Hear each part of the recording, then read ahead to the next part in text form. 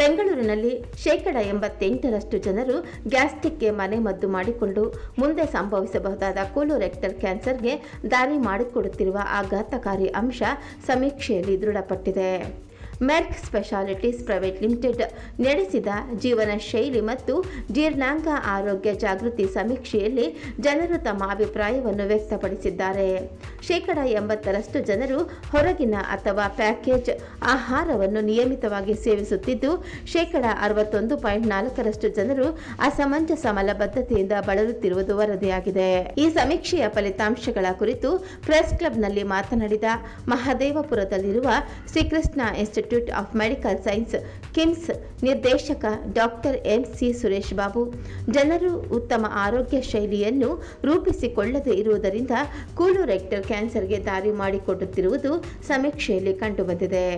ಗುದದ್ವಾರದಲ್ಲಿ ಸಣ್ಣದಾಗಿ ಗುಳ್ಳೆ ಮಾದರಿಯಲ್ಲಿ ಕಾಣಿಸಿಕೊಳ್ಳುವುದನ್ನು ನಾವು ಪಾಲಿಪ್ಸ್ ಎಂದು ಕರೆಯುತ್ತೇವೆ. ಇದನ್ನು ಕಡೆಗಣಿಸಿದ ಪಕ್ಷದಲ್ಲಿ ಅದು ಕ್ಯಾನ್ಸರ್ ಆಗಿ ಪರಿವರ್ತನೆಯಾಗಲಿದೆ. ಇದಕ್ಕೆ ಪ್ರಮುಖ ಕಾರಣ ಆರೋಗ್ಯಕರವಲ್ಲದ ಆಹಾರ ಪದ್ಧತಿಯ ಅನುಸರಣೆ, ನಾರಿನಾಂಶ ಇಲ್ಲದೆ ಇರುವಂತಹ ಆಹಾರ ಸೇವನೆ, ತಂಬಾಕು ಸೇವನೆ ಸ್ಥೂಲಕಾಯವಾಗಿದೆ. ಈ ಕ್ಯಾನ್ಸರ್ ಅನ್ನು ಬೇಗ ಪತ್ತೆ ಮಾಡಿದರೆ ಗುಣಪಡಿಸಬಹುದಾಗಿದೆ.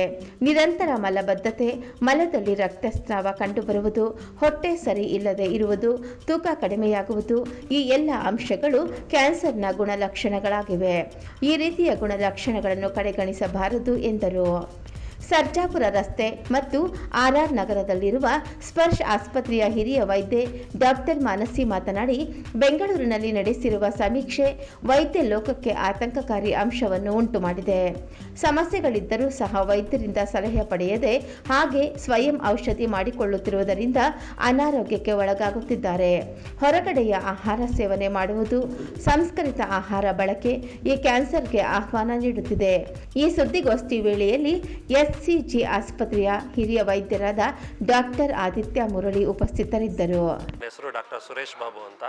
ನಾನು Krishna institute of medical science Mahadevapura ಹಾಗೂ ಎಲೆಕ್ಟ್ರಾನಿಕ್ ಸಿಟಿನಲ್ಲಿ ಮೆಡಿಕಲ್ ಆಂಕಾಲಜಿ ವಿಭಾಗದ ನಿರ್ದೇಶಕನಾಗಿ ಕೆಲಸ ಮಾಡ್ತಾ ಇದ್ದೀನಿ. ಅಲ್ಲಿ ನಾನು ಕ್ಯಾನ್ಸರ್ ಸ್ಪೆಷಲಿಸ್ಟ್ ಕೂಡ ಆಗಿದ್ದೇನೆ. ಮಾರ್ಚ್ ಮಾಸವನ್ನು ಕೋಲೋರೆಕ್ಟಲ್ ಕ್ಯಾನ್ಸರ್ ಅಥವಾ ದೊಡ್ಡ ಕರುಳಿನ ಕ್ಯಾನ್ಸರ್ನ ಅವೇರ್ನೆಸ್ ಮಂತ್ ಆಗಿ ಪ್ರತಿ ವರ್ಷ ಆಚರಿಸಲಾಗ್ತದೆ. ಈ ದೊಡ್ಡ ಕರುಳಿನ ಕ್ಯಾನ್ಸರು ಪ್ರಪಂಚದಲ್ಲಿ ಟಾಪ್ 5 ಕ್ಯಾನ್ಸರ್ಗಳಲ್ಲಿ ಒಂದು ಕ್ಯಾನ್ಸರ್ ಆಗಿ ನಮ್ಮ ದೇಶದಲ್ಲಿ ಕಂಡುಬಂದಿದೆ. ವರ್ಷಕ್ಕೆ ಸುಮಾರು 70,000 ಜನ ಹೊಸ ಕೋಲೋರೆಕ್ಟಲ್ ಕ್ಯಾನ್ಸರ್ ನಮ್ಮ ದೇಶದಲ್ಲಿ ಡಯಾಗ್ನೋಸ್ ಆಗ್ತಿದೆ. ಸುಮಾರು 38,000ಕ್ಕೂ 40,000 ಜನ ಈ ಕ್ಯಾನ್ಸರ್ನಿಂದ ಈ ದೇಶದಲ್ಲಿ ಪ್ರತಿ ವರ್ಷ ಮೃತಪಡ್ತಾ ಇದ್ದಾರೆ. ಈ ಕ್ಯಾನ್ಸರ್ಗೆ ಹಲವಾರು ರೋಗ ಲಕ್ಷಣಗಳಿದೆ. ನಂಬರ್ 1 ಮೋಷನಲ್ಲಿ ಬ್ಲಡ್ ಬರ್ತಕ್ಕಂಥ ಇರ್ಬೋದು, ಆಲ್ಟರ್ಡ್ ಬೌಲ್ ಹ್ಯಾಬಿಟ್ಸ್ ಆಗಿರ್ಬೋದು, ಇವೆಲ್ಲನೂ ಕ್ಯಾನ್ಸರ್ಗೆ ಸಂಬಂಧಪಟ್ಟ ರೋಗ ಲಕ್ಷಣಗಳು ಇರಬಹುದು. ಸೊ ಅದರಿಂದ ಈ ಥರ ಯಾವ್ದಾದ್ರು ಸಿಂಪ್ಟಮ್ಸ್ಗಳಿದ್ದರೆ ನೀವು ಕೂಡಲೇ ಡಾಕ್ಟ್ರ್ ಹತ್ರ ಹೋಗ್ಬಿಟ್ಟು ತೋರಿಸ್ಕೊಂಡು ಟ್ರೀಟ್ಮೆಂಟ್ ತಗೋಬೇಕಾಗ್ತದೆ. ಅದಲ್ಲದೆ ಸ್ಮೋಕಿಂಗು, ಆಲ್ಕಹಾಲು ಇವುಗಳಿಂದ ದೂರ ಇರತಕ್ಕಂಥದ್ದು, ಒಳ್ಳೆಯ ಆಹಾರ ಸೇವನೆ, ದಿವಸ ಎಕ್ಸಸೈಸು ಇವೆಲ್ಲ ಮಾಡೋದ್ರಿಂದ ಕೋಲೋರೆಕ್ಟಲ್ ಕ್ಯಾನ್ಸರ್ ಒಂದೇ ಅಲ್ಲ, ಬಹುತೇಕ ಕ್ಯಾನ್ಸರ್ಗಳಿಗೆ ಕೂಡ ನೀವು ಇದರಿಂದ ಅವೇರ್ನೆಸ್ ಕ್ರಿಯೇಟ್ ಮಾಡಿ ಪ್ರಿವೆಂಟ್ ಮಾಡ್ಬೋದು. ಮೂರನೇದೇನೆಂದರೆ ಯಾವುದೇ ರೋಗ ತೊಂದರೆಗಳಿಗೆ ಬಂದರೆ ನೀವು ಕೂಡಲೇ ಡಾಕ್ಟ್ರನ್ನ ತೋರಿಸಿ. ನೀವೇ ಸೆಲ್ಫ್ ಮೆಡಿಕೇಷನ್ ಮಾಡ್ಕೊಳ್ಳೋದು, ನೀವೇ ರೋಗದ ಬಗ್ಗೆ ಇಮ್ಯಾಜಿನೇಷನ್ ಮಾಡ್ಕೊಳ್ಳೋ ಅಂಥ ಪ್ರಯತ್ನಗಳು ಬೇಡ. ಇವೆಲ್ಲ ಮೆಸೇಜು ನಾವೆಲ್ಲರಿಗೂ ತಲುಪಿಸಿ ಈ ಕ್ಯಾನ್ಸರ್ ಬಗ್ಗೆ ಅವೇರ್ನೆಸ್ ಮಾಡಿ ಭಾಳ ಬೇಗ ಇದನ್ನು ಗುಣ ಮಾಡುವಂಥದ್ದು ಅಥವಾ ಪ್ರಿವೆಂಟ್ ಮಾಡುವಂಥ ಎಲ್ಲದರಲ್ಲೂ ನಿಮ್ಮೆಲ್ಲರ ಸಹಕಾರ ನಾನು ಇವತ್ತು ಕೋರ್ತಾ ಇದ್ದೀನಿ. ಸೊ ಊಟದ ಒಂದು ಹ್ಯಾಬಿಟ್ ಬಗ್ಗೆ ಬಂದು ರೆಡ್ ಮೀಟ್ ಅಂತ ಕರೀತಾರೆ. ರೆಡ್ ಮೀಟ್ ಅಂದರೆ ನೀವು ಬೀಫ್ ಅಥವಾ ದನದ ಮಾಂಸ ಅಥವಾ ಇದು ಪೋರ್ಕ್ನ ಜಾಸ್ತಿ ತಿನ್ನೋದ್ರಿಂದ ಕೂಡ ಕೋಲೋರೆಕ್ಟಲ್ ಕ್ಯಾನ್ಸರ್ ಬರ್ಬೋದು ಅಂತ ಕೆಲವೊಂದು ರಿಸರ್ಚ್ಗಳಲ್ಲಿ ಹೇಳಲಾಗಿದೆ. ಅದರಿಂದ ಸೊ ರೆಡ್ ಮೀಟ್ ತುಂಬ ತಿನ್ನೋದ್ರಿಂದ ಕೂಡ ಕ್ಯಾನ್ಸರ್ ಬರ್ಬೋದು. ಸೊ ಇವೆಲ್ಲನೂ ನೀವು ನೆನಪಿನಲ್ಲಿ ಇಟ್ಕೊಂಡು ಆಹಾರ ಪದ್ಧತಿಗಳಲ್ಲಿ ಬದಲಾವಣೆ ಮಾಡ್ಕೊಳ್ಳೋದ್ರಿಂದ ಈ ಕ್ಯಾನ್ಸರ್ನ ತಡೆಗಟ್ಟಬಹುದಾಗಿದೆ. ಎಲ್ರಿಗೂ ಧನ್ಯವಾದ. Dr. Mansi, I am a senior consultant medical oncology in Sparsh Hospitals, R.R. Nagar and Sarjapur Road. So March is a cancer awareness month for specifically colorectal cancer. We should know that colon cancer is a very common cancer and the incidence is only increasing in India.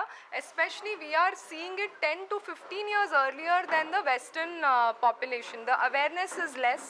We should be aware that colon cancer can present in a very painless way. So do not think that cancer always comes with pain.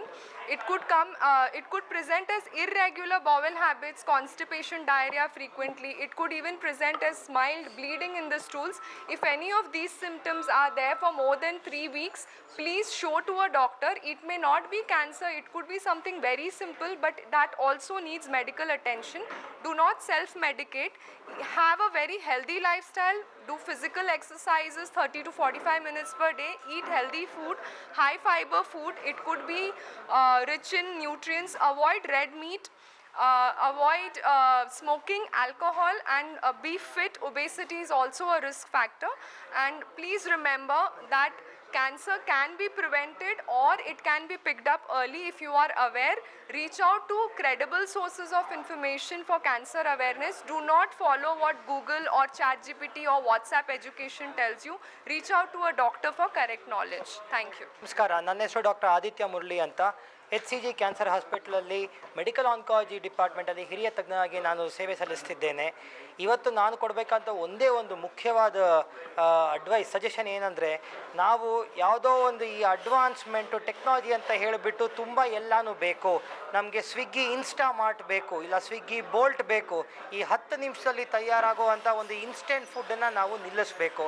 ಅದರಿಂದ ನಮಗೆ ನಮ್ಮ ದೇಹಕ್ಕೆ ಆಗುವಂಥ ಹಾನಿಗಳು ಇವತ್ತು ನಾಳೆ ಅಲ್ಲ, ವರ್ಷಾನುಗಟ್ಟಲೆ ನಂತರ ಕಂಡು ಬರುತ್ತೆ. ಸೊ ಯಾವುದೇ ನಮ್ಮ ಹಿರಿಯರು, ನಮ್ಮ ಫಾದರ್ಸ್ ಮಾಡ್ತಾ ಇರಲ್ಲ, ಟೈಮಿಗೆ ಸರಿಯಾಗಿ ಯಾವ ಟೈಮಿಗೆ ಊಟ ಮಾಡಬೇಕು ಆ ಟೈಮಿಗೆ ಮಾಡಬೇಕು. ಆ ಟೈಮ್ ಮುಂಚೆ ಜಸ್ಟ್ ತಯಾರಾದಂಥ ಊಟನ ಮಾಡಿಬಿಟ್ಟು ನಮ್ಮ ಓಲ್ಡ್ ಪ್ರಾಕ್ಟೀಸಸ್ಗೆ ಹೋಯಿತು ಅಂದರೆ, ಮನೇಲಿ ಮಾಡಿದ್ದು ಆರ್ಗ್ಯಾನಿಕ್ ಫಾರ್ಮಿಂಗು, ಪೆಸ್ಟಿಸೈಡ್ಸ್ ಇಲ್ಲದೆ ಇರೋ ಅಂಥದ್ದು ಆ ಥರ ಒಂದು ಆಹಾರ ಮಾಡ್ತು ಅಂದರೆ ಅದರಿಂದನೇ ಈ ಕೋಲರೆಕ್ಟಲ್ ಕ್ಯಾನ್ಸರ್ ರಿಸ್ಕು ಭಾಳ ಕಮ್ಮಿ ಆಗುತ್ತೆ. ಥ್ಯಾಂಕ್ಸ್.